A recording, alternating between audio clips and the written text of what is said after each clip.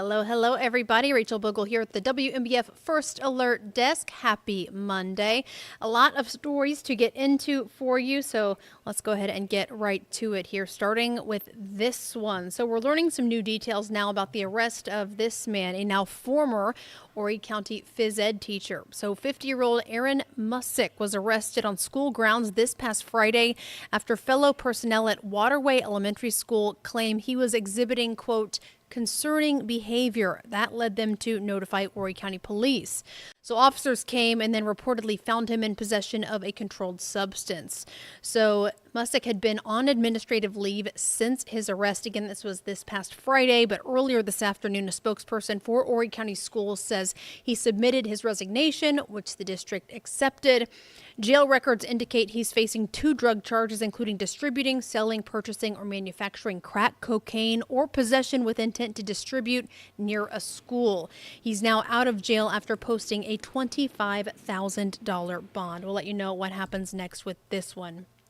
Also here, going to pop myself up because we have a whole lot of mugshots to show you. Unfortunately, my computer I usually show you said mugshots is not cooperating with me today, but just trust you can find all of these and additional details on our website. So I'm just going to keep myself up here and tell you what we know. So a 17-year-old is now behind bars tonight in connection to a deadly shooting in Horry County. So Kayshawn Willis is charged with murder, armed robbery, and possession of a weapon during a violent crime.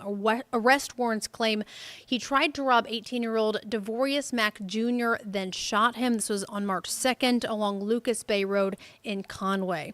So we're told Mack later died at the hospital. Police say Willis was still at the scene of that shooting when officers got there and was then taken into custody. He is now being held without bond. All right, so we also know one person was arrested after reports of a shooting outside a very popular bar near the Coastal Carolina University campus. So 22-year-old Lenasia Digler is charged with discharging a firearm within city limits after officers reportedly responded right around 3:30 Saturday morning to the Crooked Floor Tavern just off Highway 544 in Conway. If you're familiar, this is not far at all from where the stadium is, a very, very popular hotspot for students there. So a witness says Digler fired several shots out the window of a red SUV that they claim he was driving. Police tracked that SUV to a nearby off-campus student housing complex where they reportedly found a gun in the passenger seat of that vehicle with only 1 magazine left. Digler has since been released from jail and is due back in court March 27th. I'm going to pop myself back up here because, again, I did have a mugshot to show you, but my technology was not cooperating with me. So a former Horry County police officer is behind bars tonight accused of selling alcohol without valid permits. This is a story we brought you new at 7 o'clock tonight. So here's what we know at this point. The South Carolina Law Enforcement Division arrested 36-year-old Michael Stackhouse earlier today. He is charged with unlawful storage or possession of liquor in a place of business, failure to secure beer or wine sale permit, and the sale of beer without paying taxes. So SLED conducted an operation after they say they've been receiving reports of unlawful alcohol sales at a metal shop in Loris. So SLED agents then, during that operation, were able to purchase beer and liquor inside that building, which again did not have a valid permit to do so. Stackhouse is being held right now at the J. Rubin Long Detention Center awaiting a bond hearing. We will let you know what happens with that one. All right, so for this next one, I will actually have some video to show you, and it's the one that I should be able to also show you mugshots, the one way I have to do that for you. So this is a new update here for us in relation to the incident where you're seeing some of the aftermath right here on your screen right now. So the 2 men accused of a 2023 Horry County murder are set to face a jury at the same time. So to give you an idea, we are talking about these 2 men here. So Solicitor Jimmy Richardson confirmed to us today his office plans to prosecute Brandon Huertas and Abdullah Saifullah in a joint trial this summer. So I'm going to go back to video here to kind of set the stage for exactly what happened here. So both of those men who you see, they're accused of conspiring to shoot and kill 20-year-old David Roldan Demas nearly 2 years ago. Horry County Police say they found Demas dead in his car after officers say he was shot twice. This was in the parking lot of the Planet Fitness in Carolina Forest. You're seeing again some of the aftermath there, some of the crime tape in place right after that. Again, this was back in 2023. free.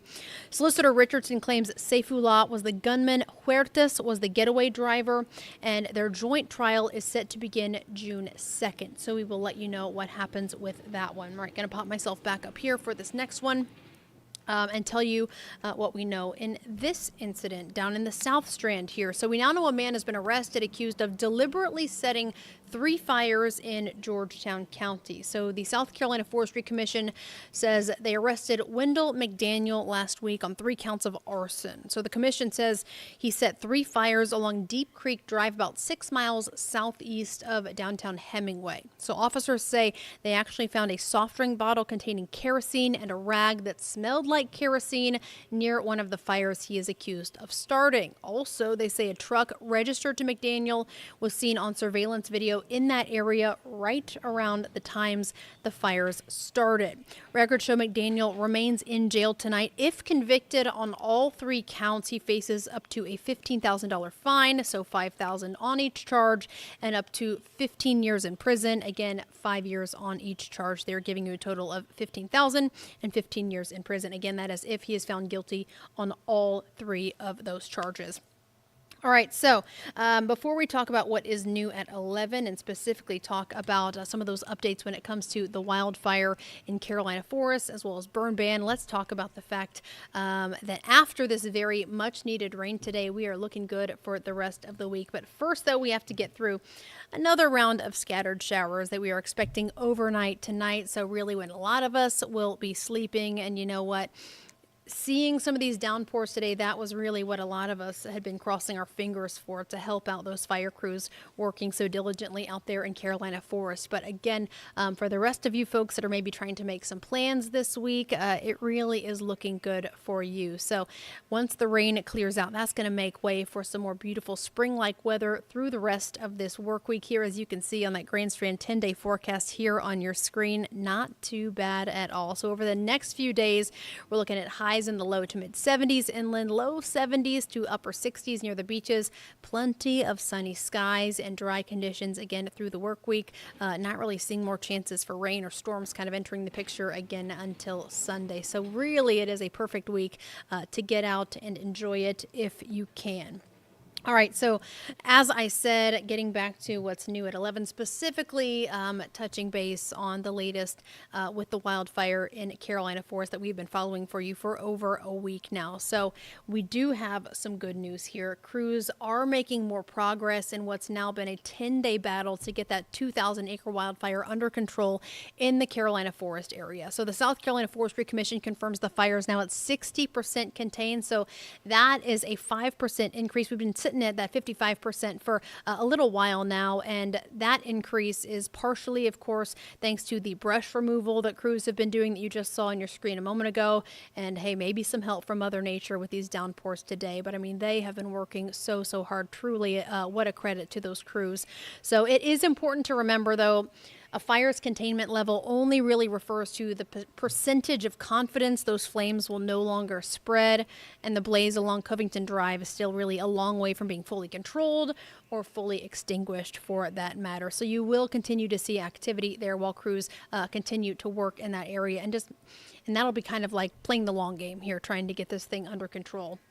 Meanwhile, we also do have a new update when it comes to the burn ban here in Horry County. So the State Forestry Commission plans to lift its ban on keyword prescribed burning. That is effective at 8 tomorrow morning, citing, quote, recent rainfall, improving weather conditions in our area. But it is important to note here, and I'm going to pop myself up because I mean business here. So it is important to note this will not change anything for the rest of us normal everyday people. This is only lifting the ban on prescribed burns. So talking about the professionals doing it, talking about the Forestry Commission that does it, those are the only folks that this is going to impact. So for the rest of us, nothing changes. Still no burning trash, nothing of that. So nothing of that nature. So Horry County's ban on non-prescribed outdoor burning will still remain in effect until further notice. So again, a change that will affect not too many of us, but it is still an update. And even better, though, is that update about that containment level. So hopefully things are going to start going in the right direction. But still, though, a big thank you goes out to those crews that are continuing their work tonight and into the foreseeable future while they're trying to get a handle on this wildfire. All right, so that is a look at just some of the stories we are watching for you today. We also have some more news stories coming up for you at 11 o'clock. And the only way for you to see what those are is to join us here in a little under an hour for WMBF News at 11. But for now, that's going to do it for this update from the WMBF First Alert Desk. I'll see you back on air real soon. Take care.